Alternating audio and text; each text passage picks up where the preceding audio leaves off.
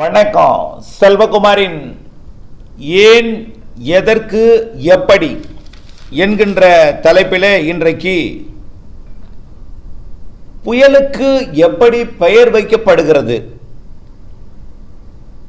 உலக அளவிலே புயலை எப்படி அழைக்கிறார்கள், அது பெயர் வைப்பது யார், அதை அந்த அதிகாரம் படைத்த அமைப்புகள் எவை, இப்பொழுது நம்முடைய வங்கக்கடலில் உருவாக போகிற அடுத்தடுத்து வரக்கூடிய புயல்கள் எல்லாம் பெயர்கள் எப்படி இருக்கும், இவையெல்லாம் பார்ப்போம். இப்போ புயலை 3 பேரை சொல்லி அழைக்கிறாங்க. அது முதல்ல உங்களுக்கு தெரிஞ்சுங்க. புயல் இப்போ வங்கக்கடல், அரபிக்கடல், இந்த இந்திய பெருங்கடல், இந்த பகுதியில் எல்லாமே ஆஸ்திரேலியா வரைக்குமே இதெல்லாம் புயல்னு தான் சொல்லுவாங்க. ஆஸ்திரேலியா, இந்தியா, இந்த அதாவது இந்திய பெருங்கடல் எல்லாமே புயல்னு அழைக்கப்படுகிறது. ஆனால் இந்த தென்சீனக்கடல் மற்றும் அதனை ஒட்டியுள்ள அந்த பசிபிக் பெருங்கடலோட மேற்கு பகுதி, இங்கெல்லாம் அதாவது என்ன சொல்கிறேன்னா ஜப்பான், சீனா, வியட்நாம், கம்போடியா, இங்கெல்லாம் பார்த்தீங்கன்னா டைஃபூன் அப்படின்னு சொல்கிறாங்க. டைஃபூன். ஆனால் அதுவும் புயல் தான். எல்லாமே அதே தான், பேர் தான் வேறு. அமெரிக்கா இருக்குது பாருங்கள். அமெரிக்காவோட கிழக்கு பக்கம் அட்லாண்டிக் பெருங்கடல் உருவாகிற புயலையும், அமெரிக்காவோட மேற்கு பக்கம் இருக்கக்கூடிய பசிபிக் பெருங்கடல் புயலையும் அவங்க ஹரிக்கேன் அப்படின்னு சொல்கிறாங்க. அது பசிபிக் பெருங்கடல் எல்லாமே, தெற்கு பசிபிக் பெருங்கடல், வடக்கு பசிபிக் பெருங்கடல் எல்லாமே ஹரிக்கேன். அதே போல் அட்லாண்டிக், தெற்கு அட்லாண்டிக், வடக்கு அட்லாண்டிக், ஹரிக்கேன். அமெரிக்கா ஒட்டிய பகுதி, வட அமெரிக்கா, தென் அமெரிக்கா ஒட்டிய பகுதிகள் ஹரிக்கேன் அப்படிங்கிறாங்க. ஓகேயா? சரி, முடிஞ்சிச்சு. சரி, இந்த புயலுக்கு பெயர் வைக்கிற பழக்கம் எப்படி வந்துச்சு அப்படின்னு பார்த்தீங்கன்னா, முதல்ல புயலுக்கு பெயர் வச்சது ஆஸ்திரேலியா தான். அதுக்கப்புறம் 1950 அமெரிக்கா வச்சாங்க. அப்போ அதுக்கு முன்னாடியே ஆஸ்திரேலியாவில் வச்சுட்டு இருந்தாங்க. ஆனால் நமக்கு தெரியல. ஆனால் இந்தியாவிலாம் பேர் வைக்கலை. 1999 super cyclone, Odisha super cyclone கூட பேர் வைக்கல. 1999 கரை கடந்த ஒரிசா சூப்பர் புயல் கூட பேர் வைக்கல. ஒடிசா சூப்பர் புயல் தான் சொன்னாங்க. இதெல்லாம் நம்ம எதுக்கு வைக்க ஆரம்பிச்சாங்கன்னா, குழப்பம் ஏற்படும். ஒரு புயல் எந்த புயலும் தெரியாது, எந்த புயலுக்கு எப்போ கடந்தது தேதியெல்லாம் போட்டு எழுதும்போது கொஞ்சம் குழப்பம் ஏற்படுது. ஒரு சேதமோ அல்லது நிவாரணமோ எதுவுமே ஒரு கணக்கு வழக்கு இதெல்லாம் எழுதணும்னா, ஒன்றை தெளிவுபடுத்தணும்னா அதுக்கு பெயர் வச்சுட்டா தெளிவுபடுத்த முடியுது. நம்முடைய எல்லாவற்றிற்குமே அது ஒரு பயனுள்ள வகையில் அமையது தான். உலக நாடுகள் எல்லாம் ஒன்றிணைந்து என்ன செஞ்சாங்கன்னா, புயலுக்கு பேர் வைக்கும் பழக்கத்தை ஏற்படுத்தினாங்க. இதை இந்திய பிராந்தியத்தில், அதாவது மொத்தம் உலகத்தில் எங்கெங்கே பேர் எத்தனை கடலாக பிரிக்கிறாங்கன்னு பார்த்தீங்கன்னா, வடக்கு அட்லாண்டிக் பெருங்கடல் அது எங்கே இருக்குது? ஐரோப்பாவிற்கும் அமெரிக்கா, கனடாவுக்கும் இடைப்பட்டு இருக்கிறது தான் வடக்கு அட்லாண்டிக் பெருங்கடல் பகுதி. கிழக்கு மற்றும் மத்திய பசிபிக், கிழக்கு மற்றும் மத்திய பசிபிக் அப்படின்னா அதுவும் பசிபிக் பெருங்கடலோட கிழக்கு பகுதி, அதாவது அமெரிக்கா ஒட்டிய பகுதி. இது ஒரு பிராந்தியம். அப்புறம் மேற்கு பசிபிக், அது எங்கே இருக்குது? மேற்கு பசிபிக்ங்கிறது ஜப்பான், தைவான், சீனா, இந்த பகுதி மேற்கு பசிபிக். அதுவும் தென்சீன கடல் பகுதியும். அப்புறம் வடக்கு இந்திய பெருங்கடல், அதாவது நிலநடுக்கோட்டுக்கு வடக்கே இருக்கக்கூடிய இந்திய பெருங்கடல். அதாவது அது எந்த நாடலாமுன்னா, ஒரு 13 புயல் பாதிக்கும் நாடுகள் இருக்குது. அதில் இந்தியா ஒன்று. அதாவது நிலநடுக்கோட்டுக்கு வடக்கே இருக்கக்கூடிய இந்திய பெருங்கடல், அதோட 2 வால் தான் அரபிக்கடல், வங்கக்கடல். இது ஒரு பகுதி. அடுத்தபடியாக பார்த்தீங்கன்னா புயல் பாதிக்கும் பகுதி. அடுத்து பார்த்தீங்கன்னா தெற்கு தென்மேற்கு இந்திய பெருங்கடல். அது எது? நிலநடுக்கோட்டுக்கு தெற்கே அண்டார்டிகா வரைக்கும் உள்ள தெற்கே மேற்கு இந்திய பெருங்கடல். அது எது? ஆஸ்திரேலியா. ஆஸ்திரேலியா ஒட்டியிருக்கூடிய இந்திய பெருங்கடல் மற்றும் நிலநடுக்கோட்டுக்கு தெற்கே இருக்கக்கூடிய மடகாஸ்கர், மொரீஷியஸ், ரீயூனியன் எல்லாமே வரும். இது தெற்கு இந்திய பெருங்கடல் மற்றும் மேற்கு இந்திய பெருங்கடல். இது ஒரு பகுதி. அடுத்தபடியாக ஆஸ்திரேலியா ரீஜன். ஆஸ்திரேலியாவுக்கும் தனியாக அந்த பக்கம் தெற்கு பகுதியிலையும் புயல் இருக்கும், மேற்கு பகுதி இருக்கும். ஆஸ்திரேலியாவுக்கு வடமேற்கு பகுதி இருக்கும், அது ஒரு பகுதி. தெற்கு பசிபிக். தெற்கு பசிபிக்னா இது அதாவது தென் அமெரிக்காவுக்கும் ஆஸ்திரேலியாவுக்கும் இடைப்பட்ட தெற்கு பசிபிக் பெருங்கடல், அது ஒரு ரீஜன். தெற்கு அட்லாண்டிக்னா தென் அமெரிக்காவிற்கும் ஆப்பிரிக்காவுக்கும் இடைப்பட்ட பகுதி தெற்கு அட்லாண்டிக். இதுபடி 8 மண்டலமாக பிரிச்சிருக்காங்க. 8 மண்டலத்துக்கும் கட்டுப்பாட்டு, அதாவது ஒரு ரீஜனல் ஸ்பெஷலைஸ்டு மெட்ரலாஜிக்கல் சென்டர்னு ஒன்று இருக்குது. இது நம்ம டெல்லியில் இருக்குது. ஐஎம்டியோட ஒரு பிரிவு தான் இது. இது ஒரு 13 நாட தலைமை. நம்ம 13 நாடுகளுக்கு ஒரு ஹெட்டு, 13 நாடுகளுக்கு ஒரு ஹெட்டாக இருக்குது. அதுக்கு பேர் ஆர்எஸ்எம்சி. ஐஎம்டி தான். ஐஎம்டி ஒரு அறிக்கை வெளியிடும் பொழுது இவங்க ஒரு தனியாக ஒரு செக்ஷன் ஆஃபீஸ் இருக்குது. இது இந்த நாடுகளுக்கெல்லாம் கொடுப்பாங்க. எந்தெந்த நாடுன்னா பங்களாதேஷ், இந்தியா, ஈரான், மாலத்தீவு, Myanmar, Oman, Pakistan, Qatar, Saudi Arabia, இலங்கை மற்றும் தாய்லாந்து, யுஏஇ, ஏமன், இந்த 13 நாடுகள் தான் நம்முடைய வடக்கு இந்திய பெருங்கடலில் புயல் பாதிக்கும் நாடுகள்.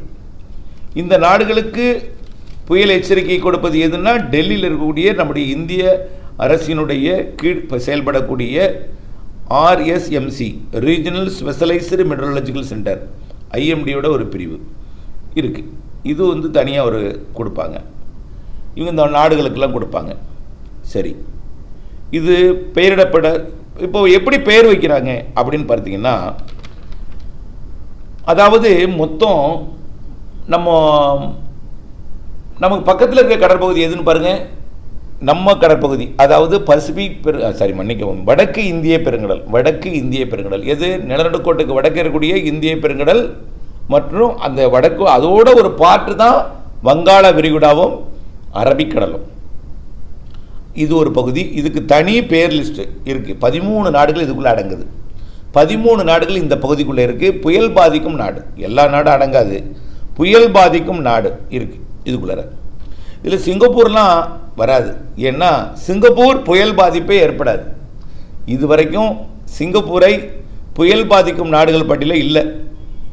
ஏனென்றால் அது ஒரு சரியான ஒரு மலேசியாவுக்கு கீழே இருந்தாலும் விரைவிலே அது சிங்கப்பூரும் புயல் பாதிப்பு நாடு பட்டியலை ஏற்படுத்தும். அது இந்தியாவோட சேரலாம், இல்லைன்னா பசிபிக் பெருங்கடல் நாளோட அங்கேயும் சேரலாம். மலேசியாவோட, அதாவது மேற்கு பசிபிக் பெருங்கடல் இருக்குல்ல, அதாவது தென்சீன கடல் மற்றும் மேற்கு பசிபிக் பெருங்கடல், அதாவது சீனா, ஜப்பான், தென்கொரியா, இந்த பகுதியெல்லாம் இருக்கக்கூடிய தைவான், பிலிப்பைன்ஸ், அதே போல் வியட்நாம், கம்போடியா, லாவோஸ், இந்த பகுதியில் இருக்கக்கூடிய நாடுகளோட சேர்ந்தால் மேற்கு பசிபிக் பெருங்கடல் நாடுகள். இதில் இந்த கடற்பகுதியில் புயல்கள் உருவானால் அதுக்கு தனி பெயரிடுவாங்க. இந்த மேற்கண்ட நாடுகள்லாம் பெயர் பட்டியல் வழங்கும். அதில் மலேசியா அந்த பக்கத்தில் இருக்குது பாருங்க. மலேசியா வங்காள அதாவது அந்தமானுக்கு பக்கத்தில் அது மலேசியா இருந்தாலும், மலேசியாவை அந்த பக்கம் தென்சீன தாய்லாந்து வளைகுடா பகுதியில் உள்ள நாடுகள், தென்சீன கடற்பகுதி நாடுகளோட மேற்கு பசிபிக் பெருங்கடல் நாளோட சேர்த்துருக்காங்க மலேசியாவை. ஆனால் தாய்லாந்து இந்தியாவுக்கு கீழே இயங்குது இந்த ஐஎம்டியோட இதில். மலேசியாவோட மேற்கு பகுதி அது வங்காள விரிகுடா ஒட்டி இருந்தாலும், ஆனால் அது இன்னும் இந்த பிரிவு நம்ம இந்த 13 நாடில் சேரலை. விரைவில் அதுவும் சேரலாம். ஏன்னு வச்சிங்களேன், இப்போ தான் ஒரு மலாக்கா ஸ்ட்ரைட்லேருந்து ஒரு புயல் போணுச்சு. ஆகவே அந்த மாதிரி ஒரு பிரச்சனை இருந்துச்சு. மலாக்கா ஸ்டேட்லேருந்து ஒரு புயல் போணுச்சு. அதனால் அதுவும் ஒரு 13வது நாடு 14வது நாடு இதில் சேரலாம். அதாவது எதுலன்னா இந்த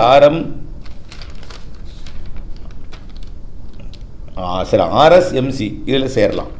ரைட். இப்போ வரைக்கும் 13 நாடு இருக்குது வடக்கு இந்திய பெருங்கடல் புயல் பாதிக்கும் நாடுகள் கூட்டமைப்பில். அப்போது இந்த மலேசியா சீனா அந்த பக்கம் இருக்குது, தென்சீன கடற்பகுதி மற்றும் மேற்கு பசிபிக் பெருங்கடல் நாடுகள் பட்டியலில் இருக்குது. சிங்கப்பூர் எந்த நாடு பட்டியலையுமே இல்லை. ரைட், அதை பார்ப்போம். அடுத்தது பார்த்திங்கன்னா புயலுக்கு எப்படி பேர் வைக்கிறாங்க அப்படின்னு பார்த்தீங்கன்னா, இப்போது அகர வரிசைப்படி இந்த 13 நாடுகள் பெயரையும் எழுதுவாங்க. இப்போ பாருங்களேன், நம்ம வரிசையாக பார்த்தீங்கன்னா மனசில் கொண்டு வாங்க. அப்படியே இந்தியா புயல் பாதிக்கும். அடுத்தது இந்தியாவுக்கு பக்கத்தில் பாகிஸ்தான், மேற்கு பக்கமாக வாங்க. இந்தியா, பாகிஸ்தான், அதுக்கு அடுத்தபடியாக ஈரானும் கடலோரம் தான். பாகிஸ்தானுக்கு அடுத்தபடியாக ஈரான். ஆப்கானிஸ்தான் கொஞ்சம் உள்ளே இருக்குது, கடலோரம் கிடையாது. ஈரான் அடுத்தபடியாக, ஈரானுக்கு அடுத்தபடியாக எந்த நாடு வருதுன்னு பார்த்தீங்கன்னா யுஏயும் கத்தாரும் வருது. அது ஏன்னா சில புயல்கள் போய் இந்த ஓமன் வளைகுடாக்குள்ள நுழைஞ்சு போய் தாக்குது. யுஏஇ, அது யுஏஇன்னா எது? அந்த துபாய் இருக்கக்கூடியது, அபுதாபி இருக்கக்கூடிய அந்த நாடு தான் யுஏஇ, யுனைடெட் அரபு எமிரேட். அடுத்து கத்தார், தோஹா, அது உள்ளே இருக்குது. அது கொஞ்சம் ஓமன் வளைகுடாக்குள்ளே இருக்குது. இந்த நாடும் புயல் பாதிப்பு நாட்டில் இருக்குது. அப்புறம் ஏமன், ஓமன், அடுத்தபடி எது? துபாய் இருக்கக்கூடியது, அபுதாபி இருக்கக்கூடிய அந்த நாடு தான் யுஏஇ, யுனைடெட் அரபு எமிரேட். அடுத்து கத்தார், தோஹா, அது உள்ளே இருக்குது. அது கொஞ்சம் ஓமன் வளைகுடாக்குள்ளே இருக்குது. இந்த நாடும் புயல் பாதிப்பு நாட்டில் இருக்குது. அப்புறம் ஏமன், ஓமன், அடுத்தபடி எது? Yemen, Oman. சவுதி அரேபியாவும் இந்த நாட்டு கூட்டமைப்பில் இருக்குது. ஏன்னு பார்த்தீங்கன்னா, இந்த ஏடன் வளைகுடாக்குள்ள சில புயல் போய், ஏடன் வளைகுடாக்குள்ள சில புயல்கள் போய் என்ன ஆகுதுன்னா அப்படியே சவுதி அரேபியாவையும் தாக்குது. அந்த சானா போன்ற பகுதியெல்லாம் தாக்குது. அதனால சவுதி அரேபியாவும் இந்த லிஸ்ட்டில் வந்திருக்கு. அப்புறம் மாலத்தீவு, மாலே, இலங்கை, அப்புறம் அப்படியே போனீங்கன்னா மியான்மர், தாய்லாந்து, பங்களாதேஷ், இதெல்லாம் புயல் பாதுகாப்பு இந்த 13 நாடுகள் இருக்குது. பங்களாதேஷ் இதை அகரவரிசைப்படி எழுதுவாங்க. முதல்ல பங்களாதேஷ், இந்தியா, ஈரான், மாலத்தீவு, Myanmar, Oman, Pakistan, Qatar, Saudi Arabia, இலங்கை, தாய்லாந்து, யுஏஇ, ஏமன். ஒய், அதனால கடைசியாக போயிட்டு ஏமன். பங்களாதேஷ் பிங்கிறதுனால பங்களாதேஷ் முதல்ல இருக்குது, இந்தியா அடுத்த இடத்துல இருக்குது. சரி, இதில் பேர் லிஸ்ட்டை என்ன செய்வாங்கன்னா எல்லா நாட்டிலையும் 13, அதாவது ஒரு 13 நாட்டுக்கட்லையும் 13x13 பேர் அப்படியே வாங்குவாங்க. அப்படியே வாங்கி என்ன செய்வாங்கன்னா அவங்க கொடுத்த முதல் பேர், பங்களாதேஷ் கொடுத்த முதல் பேர் உதாரணத்துக்கு பீப்பர் ஜாய். ரெண்டாவது மொத்தம் வந்து இப்போ வந்து ஒரு லிஸ்ட்டு போய் அடுத்தது ரெண்டாவது லிஸ்ட்டில் 2 வருஷம் முடிஞ்சிடுச்சு. அதாவது 26 பேர்கள் உபயோகப்படுத்தி விட்டது ரெண்டாவது வரிசையில். இப்போ அந்த வரிசையில் என்னென்ன பேர்லாம் இருக்குன்னு பார்த்தீங்கன்னா, முதல் வரிசை முடிஞ்சு, அதாவது ஒரு லிஸ்ட்டில் 13 நாடுகள்கிட்ட 13 பேர் கொண்ட மொத்தம் 13x13 பேர் மொத்தம் வாங்கி 13 பேரை அப்படியே வரிசை எழுதுவாங்க. பங்களாதேஷ் ஒரு 13 பேர் எடுத்து முதல்ல பங்களாதேஷ் கொடுத்த பேர் எழுதுவாங்க. அடுத்தது அதாவது பிப்பர் ஜாய். அடுத்தது இந்தியா கொடுத்த தேஜ் எழுதினாங்க. அடுத்தது ஹேமோன். அடுத்தது மாலத்தீவு பேர் எழுதாங்க, மிடிலி. அடுத்தது மியான்மர் கொடுத்தது மிக்ஜம். அடுத்து ஓமன் கொடுத்தது ரீமால். அடுத்து பாகிஸ்தான் கொடுத்தது அஸ்னா. அடுத்து கத்தார் கொடுத்தது டானா. சவுதி அரேபியா கொடுத்தது பெஞ்சல். இலங்கை கொடுத்தது சக்தி. அடுத்தது தாய்லாந்து கொடுத்தது மொந்தா. அடுத்தது யுஏஇ கொடுத்தது சென்யார். அடுத்தது ஏமன் கொடுத்தது டிட்வா. இப்படி எழுதி முடிச்சிட்டாங்க. ஒரு ரெண்டாவது அடுத்த ஓடிக்கிட்டு இருக்க பட்டியலில் ஒரு வரிசை முடிந்து ரெண்டாவது 13 பேரும் உபயோகப்படுத்தி விட்டார்கள். இப்போ அடுத்த பேர் எடுப்பாங்க. எங்கேருந்து எடுப்பாங்கன்னு பார்த்தீங்கன்னா பங்களாதேஷ் பேர் முதலேருந்து எடுப்பாங்க. அடுத்தது அர்னாப். அடுத்த பேர் புயல் வந்தால் என்ன பேர் வைப்பாங்க? அர்னாப். அர்னாப் அது பங்களாதேஷ் கொடுத்த பேர். அது பெரும்பாலும் இப்போ எப்போ உருவாகும்னு எதிர்பார்க்கப்பட்ட ஏப்ரல் மேல உருவாக வாய்ப்பு இருக்கு. வரக்கூடிய ஏப்ரல் மேல 2 புயலுக்கு வாய்ப்பு இருக்கு. அது ஏற்கனவே நம்ம சொல்லியிருக்கிறோம். ஏப்ரல் மே அல்லது மார்ச் இறுதியில் கூட வாய்ப்பு இருக்கு. மார்ச் இறுதி அல்லது ஏப்ரல் மேல வாய்ப்பு இருக்கு. April May right. அடுத்தது இப்போ முதல் பேர், இப்போ அடுத்தது பேர், இப்போ புயல் உருவாங்கினால் என்ன பேர் வைப்பாங்க? பங்களாதேஷ் கொடுத்த பேர் அர்னாப் வைப்பாங்க. அடுத்தது இந்தியா கொடுத்த பேர் முரசு வைப்பாங்க. அடுத்தது முரசு. இந்தியா கொடுத்துருக்கூடிய பேர் முரசு. முரசுங்கிற பேர் நம்மளுக்கு வைக்கக்கூடிய வாய்ப்பு மே மாதம் அமையலாம் என்று எதிர்பார்க்கப்படுகிறது. முரசுங்கிற பேர் மே மாதம் அமையலாம் என்று எதிர்பார்க்கப்படுகிறது. அர்னாப் ஏப்ரல் மாதம் அமையலாம். அப்போது இந்த கோடையில் 2 அர்னாப்பும் முரசும் பயன்படுத்தப்படும் என்று எதிர்பார்க்கப்படுகிறது. அடுத்தது ஈரான் கொடுத்துருக்கிற பேர் அடுத்து வைப்பாங்க அக்வான். அடுத்தது மாலத்தீவு கொடுத்துருக்க பேர் வைப்பாங்க காணி. அது கொடுத்துருக்க பேர் வந்து காணி. அப்போ 4 புயல் பேர் கொடுத்துருக்கோம். நிறைய இப்படி இருக்குது. இப்போ ஏற்கனவே கடந்த புயல்கள்லாம் பார்த்தீங்கன்னா அந்த பிப்பர் ஜாய் உங்களுக்கு தெரியும் எங்கே கடந்துச்சு? பாகிஸ்தான், குஜராத்தை கடந்துச்சு. 2023 தான் இந்த லிஸ்ட்டு ரெண்டாவது வருஷம் தொடங்கினாங்க. 2023 இதுக்கு முதல் லிஸ்ட்டில் இருக்குது எது? கஜாவெல்லாம். ஆகவே இந்த பங்களாதேஷ் கொடுத்த பிப்பர் ஜாய் புயல் எங்கே கடந்ததுன்னு பார்த்தீங்கன்னா குஜராத்தை கடந்தது. குஜராத்தையும் பாகிஸ்தானையும் கடந்தது 19/6/2023. தேஜ் புயல் எங்கே கடந்தது? தேஜ் புயல் இந்தியா கொடுத்த பேர். அது எங்கே கடந்துன்னு பார்த்தீங்களா? ஏமன், ஓமன், சவுதி அரேபியாவை கடந்துச்சு. பார்த்தீங்களா? சவுதி அரேபியா அது ஓமன் வளைகுடாக்குள்ளே நுழைஞ்சி சவுதி அரேபியாக்குள்ளே போயிட்டு ஏமன் மற்றும் ஏமன் வளைகுடா சவுதி அரேபியா போயிட்டு 24/10/2023. ஹேமூன் எங்கே கடந்துச்சுன்னு பார்த்தீங்கன்னா 25/10/2023 நார்த் ஈஸ்ட் இந்தியா, அதாவது வடகிழக்கு மாநிலங்கள் மற்றும் பங்களாதேஷ், மியான்மரை கடந்துச்சு ஹேமூன். அடுத்தது மிடில் எங்கே கடந்துச்சுன்னு பார்த்தீங்கன்னா பங்களாதேஷையும் நார்த் ஈஸ்ட் வடகிழக்கு மாநிலங்களையும் கடந்துச்சு 18/11/2023. அடுத்தது மிக்ஜாம் புயல் தான் உங்களுக்கு தெரியும், சென்னையை ஒட்டி வந்து ஆந்திர பிரதேசம் போணுச்சு, பங்களாதேஷ் வரைக்கும் போணுச்சு. 6/12/2023. பாருங்கள், நல்லா பாருங்கள், புயல் எப்போ வந்துச்சு சென்னைக்கு? டிசம்பர் மாதம் 6ஆம் தேதி. நினைவு வச்சுங்க. அப்போ பருவமழையெல்லாம் எப்போ தீவிரமடைங்கிறது நினைவு வச்சுக்கணும். மியான்மர் வச்ச பேர் மிக்ஜம். அது எங்கே கடந்துச்சுன்னா சென்னையை ஒட்டி போய் ஆந்திர பிரதேசம் அப்படியே ஒட்டி போய் பங்களாதேஷ் வரைக்கும் போணுச்சு. அடுத்து பார்த்திங்கன்னா ரீமல், ஓமன் நாட்டு வச்ச பேர் ரீமல் எங்கே கடந்துச்சு? 28/5/2024 வெஸ்ட் பெங்கால் வடகிழக்கு மாநிலங்கள் பங்களாதேஷ் மியான்மரை தாக்கியது ரீமால். அடுத்தது பார்த்திங்கன்னா பாகிஸ்தான் வச்ச பேர் அஸ்னா, அது குஜராத்தை தாக்குனுச்சு 2/9/2024. அடுத்தது டானா புயல் பங்களாதேஷை தாக்குனுச்சு, அது யார் வச்சாருன்னா கத்தார் வச்ச பேர், பங்களாதேஷை தாச்சு 27/10/2024. அடுத்தது பென்சல் புயல் தான் உங்களுக்கு தெரியும், சவுதி அரேபியா வச்சது, சென்னை ஒட்டி, சென்னை கரை கடந்தது, சென்னைக்கும் தெற்கே கரை கடந்தது உங்களுக்கு தெரியும் 4/12/2024. அப்போ தான் அந்த மயிலம் இங்கெல்லாம் அதிகமான மழைப்பொழிவு கொட்டி பாதிப்பை ஏற்படுத்தி ஊத்தங்கரையெல்லாம் போய் திருவண்ணாமலை வெள்ளப்பெருக்கில் ஏற்பட்டது பென்சல். சவுதி அரேபியா வச்ச பேர். இலங்கை வச்ச பேர் சக்தி. சக்தி புயல் எங்கே கிடக்குதுன்னு பார்த்தீங்கன்னா 3/10/2025 எங்கேயும் கிடக்கல, அரபிக்கடலில் ஓமன், ஏமன் மற்றும் பாகிஸ்தான், ஈரானுக்கு தெற்கே, இந்தியாவுக்கு மேற்கே கடல்லே உருவாகி கடல்லே சுற்றி கடல்லே போயிடுச்சு. பேர் வச்சது கடல்லே உருவாகி கடல்லே போய் அப்படி செயலிழந்து போச்சு. அது சக்தி புயல் இலங்கை வச்சது. அடுத்து பார்த்திங்கன்னா தாய்லாந்து வச்ச மோந்தா புயல் தான் உங்களுக்கு தெரியும், ஆந்திர பிரதேசம் கடந்தது, பீமாவரம் அருகே நர்சாபூர் அருகே ஆந்திர பிரதேசம் கடந்தது. இந்த வருடம் ஆந்திர பிரதேசம் கடந்துச்சு இந்த பருவமழை தொடக்கத்தின் பொழுது. அடுத்து பார்த்திங்கன்னா சென்யார் புயல் உங்களுக்கு தெரியும், யுஏஇ கொடுத்த பேர் அது சென்யார்.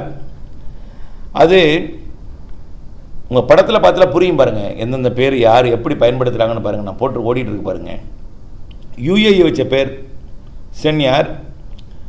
இந்த சென்யார் புயல் எங்கே கிடந்ததுன்னு உங்களுக்கு தெரியும், சுமத்ரா தீவுக்கும் மலேசியாவுக்கும் இடையில் மலாக்காத் நீரிணைப்பில் உருவாகி ஒரே நாள் புயல் ஒரே நாளில் கடந்து சுமத்ரா தீவை மோசமாக வெள்ள நிலச்சரிவெல்லாம் ஏற்படுத்தி உயிரிழப்பு ஏற்படுத்திட்டு அப்படியே நிங்க போயிடுச்சு. மீண்டும் மலேசியா வந்த வழியாகவே திரும்பி போயிடுச்சு. ரைட். அடுத்தது ஏமன் வச்ச டிட்வா புயல். ஏமன் வச்ச டிட்வா புயல் இலங்கை கடந்தது, வரலாறு காணாத பேரிழப்பு. இப்போ இந்த வருடம் கடைசியாக கடந்த புயல் டிட்வா இலங்கை கடந்தது, தமிழ்நாடு அருகே வந்தது, ஆட்டம் போட்டது, இறுதியில் செயலிழந்து மரக்காணம் அருகே கரை கடந்து அரபிக்கடல் நோக்கி காற்றழுத்த தாழ்வு பகுதியாக போனது, காற்று சுழற்சியாக போய் செயலிழந்துருச்சு. இதெல்லாம் பாருங்கள், புயல்கள் ஓடிட்டு இருக்கிறத பாருங்கள், புயல்கள் எப்படி பேர் வைக்கிறாங்க. இப்படி உலக அந்த புயல் பாதிக்கும் நம்முடைய வடக்கு இந்திய பெருங்கடல் நாடுகளில் 13 நாடுகள் இருக்குது. அவங்க கொடுக்கக்கூடிய பெயரை இப்படித்தான், அதாவது பட்டியலிடுவாங்க. அதாவது பட்டியலிட்டு அதை ஒவ்வொன்றாக பெயர் வைப்பார்கள். இந்த அதிகாரப்பூர்வ இந்த பெயர் வைக்கக்கூடிய அதிகாரம் யார்கிட்ட கொடுத்துருக்காங்கன்னா இந்தியாட்ட தான் கொடுத்துருக்காங்க.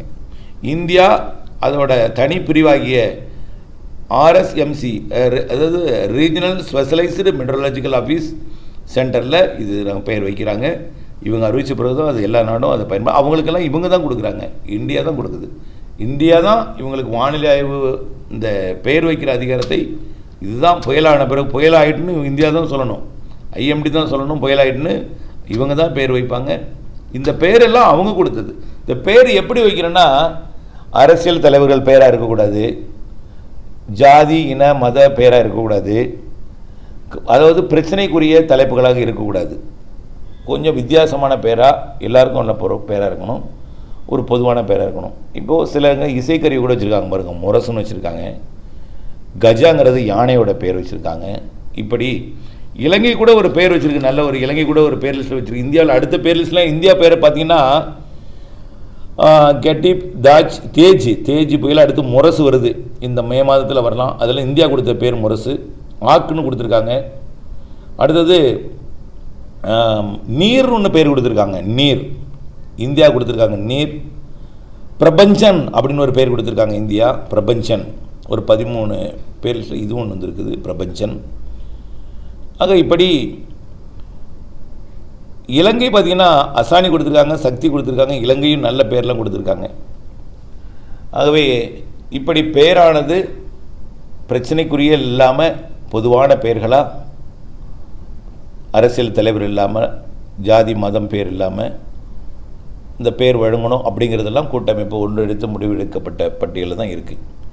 இது ஒவ்வொன்றாக வைக்கணும். இதை வச்சு தான் அவங்க வந்து எல்லாவற்றுக்கும் பெயர் புயல் தாக்குறதுக்கும், அதனால் தாக்கிய சேதத்தை கணக்கு எழுதுவதற்கும், நிவாரணத்துக்கும் எல்லாவற்றிற்கும் பயன்படுத்துகிறாங்க, ஆய்வுக்கும். மொத்தம் 13 நாடுகள் மன்றி சொல்கிறேன், மேலே இருக்குது. பங்களாதேஷ், இந்தியா, ஈரான், மாலத்தீவு, Myanmar, Oman, Pakistan, Qatar, Saudi Arabia, இலங்கை, தாய்லாந்து, UAE, ஏமன்.